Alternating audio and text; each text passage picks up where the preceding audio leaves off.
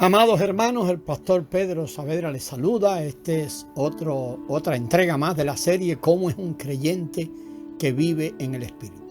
Leemos en Efesios 1:17: para que el Dios de nuestro Señor Jesucristo, el Padre de gloria, os dé espíritu de sabiduría y de revelación en el pleno conocimiento de Él. El espíritu mezclado es un espíritu de sabiduría y de revelación.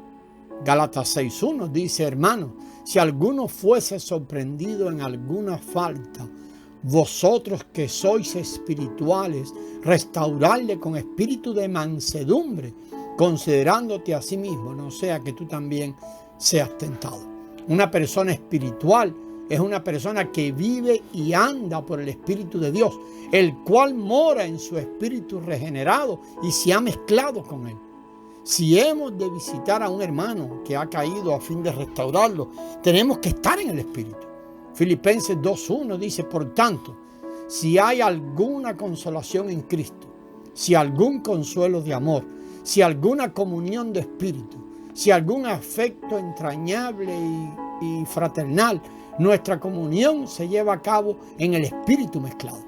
Por último, 1 de Pedro 3:4, hablando a las mujeres, dice allí: sino en el interno, el del corazón, o el del hombre interior escondido en el corazón, dice otra versión, en el incorruptible ornato de un espíritu afable o manso y sosegado, que es de gran estima o valor delante de Dios.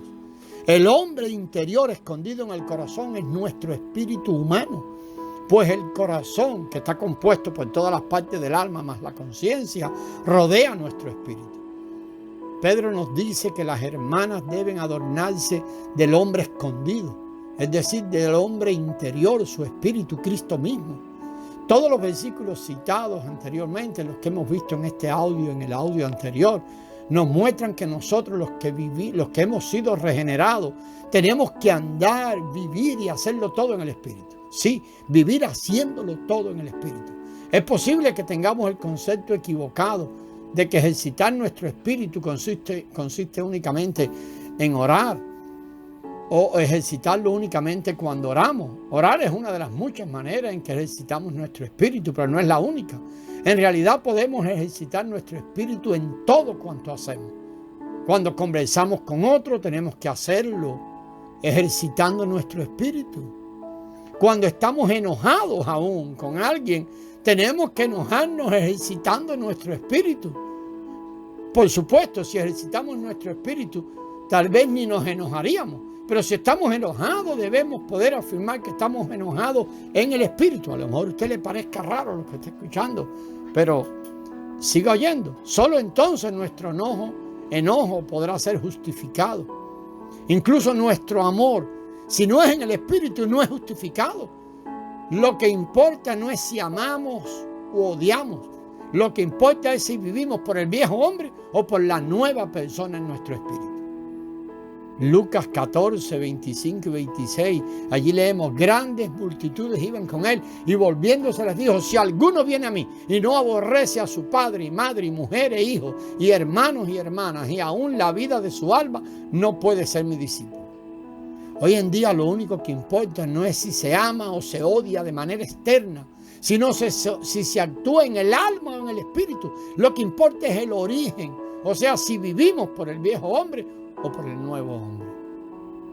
Es erróneo amar por nuestra alma, pero es correcto aborrecer por nuestro espíritu. En cierta ocasión el Señor se enojó en el templo y echó fuera echó fuera del templo a los cambistas, valiéndose de un azote, y hasta volcó sus mesas. Léelo ahí en Juan 2, 14 y 15. En otras palabras, en otras ocasiones, él llamó a los fariseos cría de víbora, generación de víbora. ¿Qué le parece esta palabra? Mateo 3:7, 12:34, 23:33. Y en 1 de Corintios 4:21 el apóstol dijo: ¿qué queréis? ¿Iré a vosotros con vara o con amor y espíritu de mansedumbre? A veces, al estar en nuestra alma y no en nuestro espíritu, queremos ser más mansos y amables que el Señor y aún que el apóstol Pablo. Ejercitar nuestro espíritu no consiste únicamente en orar. es hacerlo todo en el Espíritu. Si no tenemos una confirmación o un sentir en nuestro espíritu cuando hacemos o decimos algo, no deberíamos hacerlo ni decirlo. La manera apropiada de vivir, la manera de vivir que es propia de los cristianos, no es preguntarse si algo está bien o está mal, sino discernir si al hacer algo lo hacemos por nuestro yo en el alma o por el Señor como espíritu vivificante mezclado con nuestro espíritu de manera subjetiva. Tenemos que ejercitar nuestro espíritu en todo momento, incluso al relacionarnos con nuestra familia. Tenemos que aprender a ejercitar nuestro espíritu. A veces el espíritu nos impide decirle algo a nuestra esposa. En tales casos debemos permanecer callados. Sin embargo, cuando nuestro espíritu nos libera para decir algo, debemos hacerle caso, cooperar con él y obedecerle. Vivir considerando si algo es correcto o qué es correcto o qué es incorrecto es la enseñanza de la religión. Debemos vivir no conforme a las enseñanzas religiosas, sino por el Espíritu. Hay muchos que consideran que no es necesario recibir a Cristo, pues ya en sus religiones les han enseñado lo correcto y lo incorrecto. Y eso se debe a ese énfasis equivocado y podemos decir diabólico de la religión, en el árbol del conocimiento del bien y el mal, en el externalismo, en la forma, en lo que hacemos. Amados, la salvación de Dios es absolutamente diferente de la religión. No es cuestión de determinar lo que es correcto o equivocado o erróneo, ni tampoco lo que es bueno o lo que es malo. Más bien es cuestión de si vivimos y hacemos lo que hacemos todo por el yo en nuestra alma o por Cristo en nuestro espíritu. Vivir por el Espíritu es la marca característica de la salvación de Dios. Esto es algo que la religión ha ignorado, pero ahora el Señor está restaurando. Ejercitar nuestro espíritu al reunirnos para orar es apenas una parte de nuestro diario andar. Tenemos que ejercitar nuestro espíritu constantemente. Siempre que hacemos o decimos algo, siempre que tenemos contacto con alguien, siempre que vamos a un lugar, todo tenemos que hacerlo en el espíritu. Es una lección que demora mucho en ser aprendida. Y cuando creemos que lo sabemos, veremos más y nuevos fallos. Parecerá siempre que hemos fracasado. Todos nacimos en el alma. Fuimos criados en el alma y educados en el alma y acostumbrados a vivir por el alma. Acostumbrados a vivir en el alma todo el tiempo. Debido a esto, es muy fácil para nosotros vivir en el alma. Es muy fácil para nosotros acudir al alma por ayuda. Es muy fácil para nosotros proceder conforme al alma. De las 16 horas más o menos que estamos despiertos, 16, 18 horas, ¿cuántas horas vivimos, permanecemos y nos movemos en el Espíritu? Que el Señor tenga misericordia, hermano, y nos inste a velar y a orar. Como leemos en Mateo 26, 41, tenemos que velar para que no vivamos en el alma y tenemos que orar para que vivamos en el Espíritu. Si no velamos, de inmediato caeremos de nuevo en nuestra alma. Si no estamos atentos, iremos siempre allí, a nuestra alma. Hoy en día el cristianismo religioso ha errado al blanco. Lo único que imparte a las personas son enseñanzas y más enseñanzas. Lo que necesitamos no son meras enseñanzas doctrinales. En realidad bastaría con examinar si estamos o no en el Espíritu.